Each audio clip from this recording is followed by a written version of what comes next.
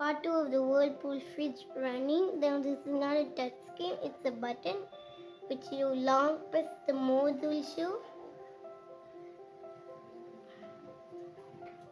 Inside is furnished with a bunch of things and it's cold. Very nice.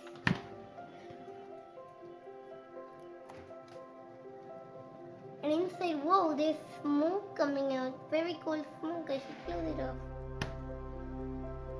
And yup,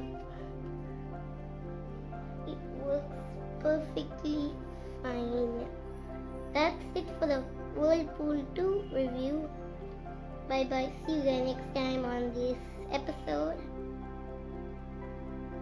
Thank you for watching this video and you're welcome.